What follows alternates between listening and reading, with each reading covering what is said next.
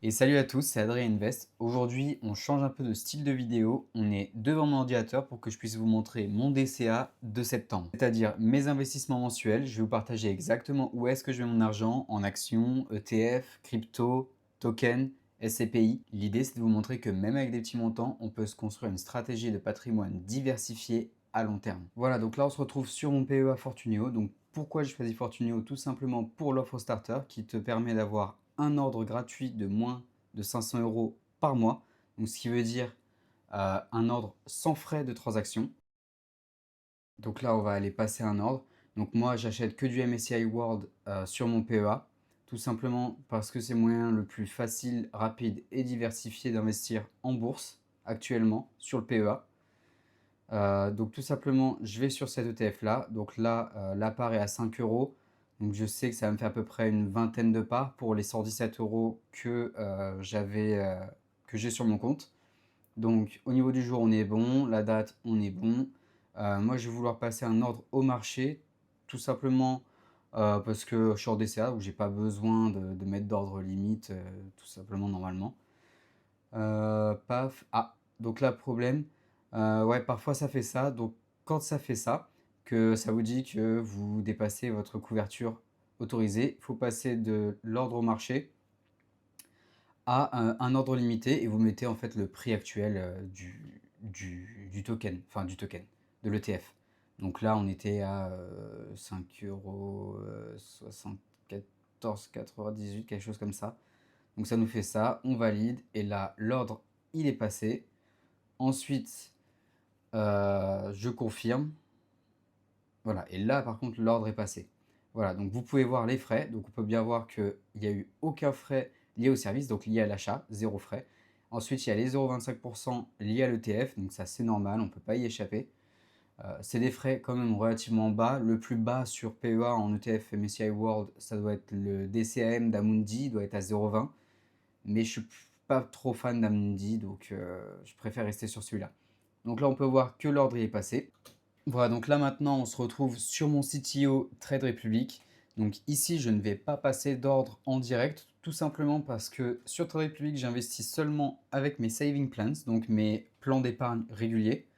Donc ce qui se passe, c'est qu'en fait, tous les 2 du mois, j'ai une quantité d'argent qui va être investie automatiquement sur certaines actions et ETF, voire obligations si je voulais.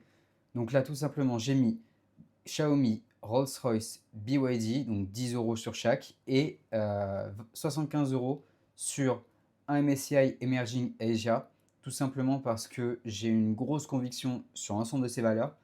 Pour l'ETF, j'ai une énorme conviction sur l'Asie, ça fait partie du cercle de Valérie Pierry, là où il y a la plus grosse population, la moitié de la population mondiale, tout simplement.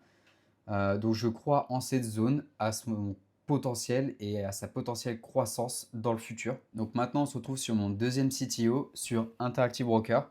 Donc j'utilise ce CTO là tout simplement pour les achats d'actions ou d'ETF qui ne sont pas disponibles aux achats récurrents sur Trade Republic. Donc là, par exemple, Korea Electric Power Corp, donc c'est l'ADR, donc c'est la version cotée à New York, donc aux États-Unis, qu'on peut acheter parce que sinon c'est compliqué en tant qu'Européen d'aller acheter directement une action coréenne. Donc là, ici, je vais aller en acheter pour l'équivalent d'à peu près 130 euros. Donc je vois que l'action est à 13 euros, donc on va en mettre 10 à peu près. Tac, donc là, on va mettre au marché. Hop, on est bon. Ça, je sais pas ce que c'est. Profit taker, nanana. Allez, buy order. Tac, et normalement,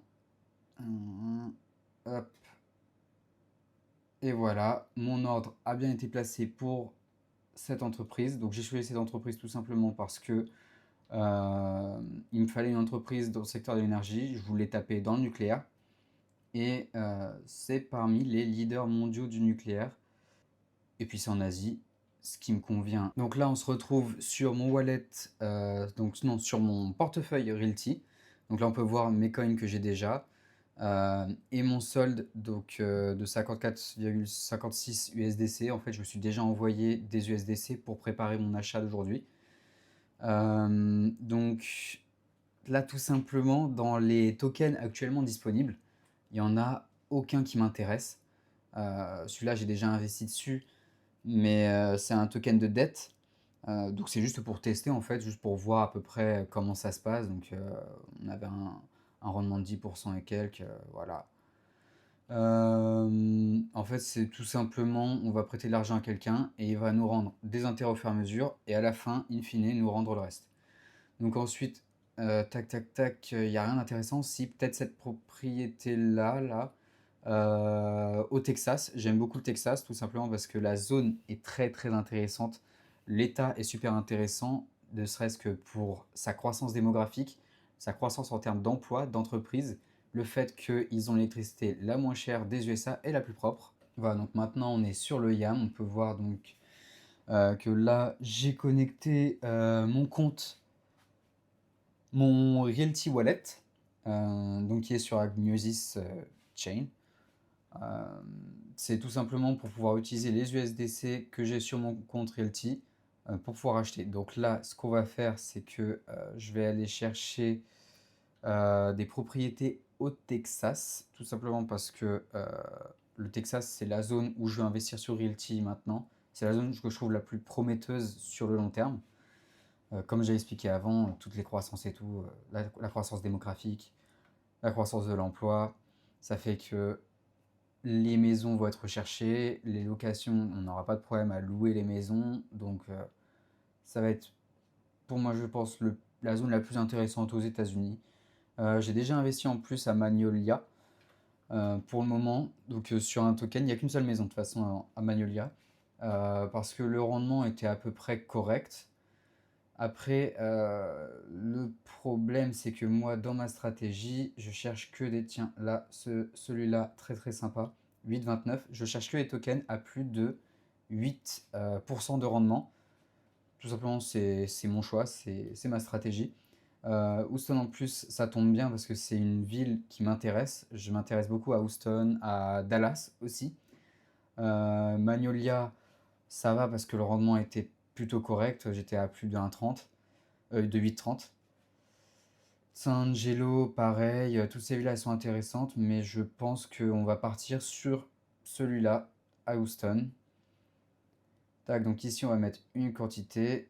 En quantité, on va mettre un token. Tac, on va mettre buy. Hop, on va venir signer. Ouais, après avoir signé, normalement, je dois retourner ici. Permis. Buy with permit. Qu'est-ce qu'il fallait que je fasse? Ah oui, il faut que je re-signe une nouvelle fois. Tac, et là, normalement, on est bon. L'achat est réussi. Donc la transaction, je crois qu'elle est encore en cours. Et là, normalement, si je rafraîchis... Hop, voilà, parfait. Donc on voit que les USD, ils ont été pris. Et là, hop, Bridge Cross. Ça y est, j'ai mon token Realty, donc ma propriété à Houston, qui devrait commencer à me donner des rendements, à me donner des loyers à partir de lundi prochain. Voilà, donc là maintenant on se retrouve sur Binance pour faire mes achats de crypto de la semaine. Donc là, tout simplement, on va aller sur le portefeuille Earn. C'est là où j'ai normalement stacké mes USDC. Oui, c'est ça. Donc là, on peut voir que j'ai mes USDC, 274 USDC. Tac, tac, tac, tac, tac. Donc ils sont stackés en ce moment. Bon, l'API, il est à 11 et quelques, c'est normal, il y a une offre. Donc je vais aller réclamer à peu près 10 USDC. Ouais, je passe à peu près un DCA de 10 USDC par semaine en Bitcoin. Tac, donc on va aller directement, hop, sur le Bitcoin. On va trader. Tac. Et donc là, ce que je vais faire, c'est que montant en USDC, on va mettre 10. Donc ça me fait tant de Bitcoin à tel prix. Et là, on passe l'ordre d'achat. Ça fait un ordre d'achat limite, mais qui est directement passé en fait instantanément parce que le prix du Bitcoin varie tellement qu'au final, même si vous faites un ordre d'achat, sauf s'il y a une grosse chute, un ordre limité, ça passe. Paf. Et voilà, donc là maintenant on se retrouve sur Louvainvest. Je vais faire mon premier achat de SCPI, donc on va aller voir les SCPI. Donc ça va être mon premier achat. Et je comptais acheter, tac, tac, tac, elle est où, elle est où? Donc je comptais faire en fait mon premier achat sur une SCPI où je vais pouvoir faire un DCA simple pour le moment, tant que j'ai pas une grosse paye.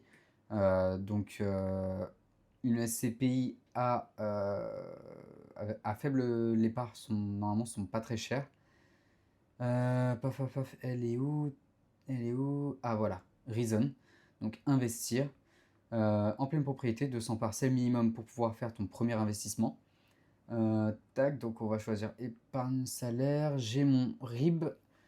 On valide le justificatif. Ensuite, bon bah là, on va rester sur prélèvement directement avec l'IBAN. Hop, tac, tac, tac. Donc j'ai les coordonnées bancaires.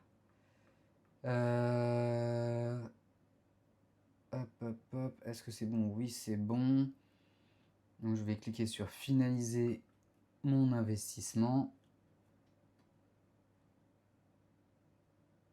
Et là, est-ce qu'ils vont me demander encore d'autres papiers ou d'autres justificatifs? Je sais pas. Comme c'est mon premier achat, c'est possible.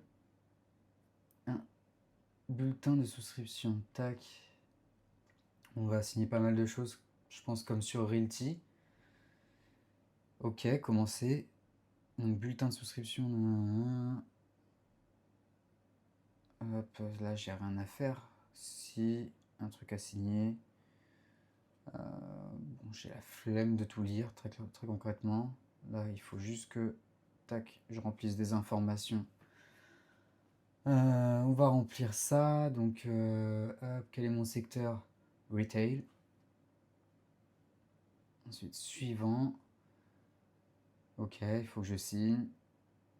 Donc, normalement, j'ai reçu un code sur mon portable. Tac, ok. Voilà, on va signer. Tiens, c'est marrant comme signature. Finalisation de votre signature. Ok, création de transaction. Ah bah c'est plutôt rapide en fait pour un premier achat. Donc on va bien les 200 euros. Hop, avec le rendement potentiel par mois pour mes 200 euros. Donc ça fait pas beaucoup bien évidemment, mais avec le DCA ça va augmenter. Là on peut voir la répartition par secteur, c'est très logistique. Bureau, hôtellerie, après je la compléterai plus tard avec deux autres SCPI. Celle-là ça sera la plus petite en termes de- d'importance dans mon portefeuille.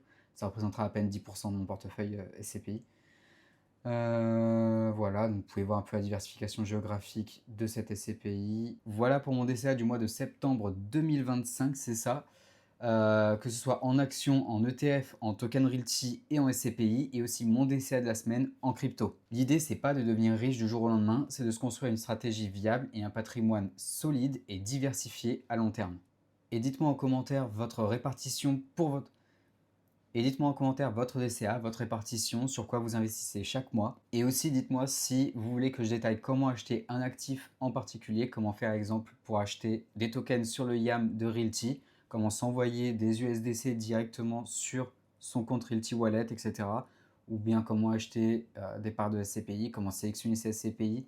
Et si la vidéo vous a plu, n'hésitez pas à liker, à vous abonner, à commenter et à activer la cloche. Ça m'aide pour le référencement et ça aide à faire grossir la chaîne. Je vous remercie, c'était Adrien Invest, on se retrouve la semaine prochaine.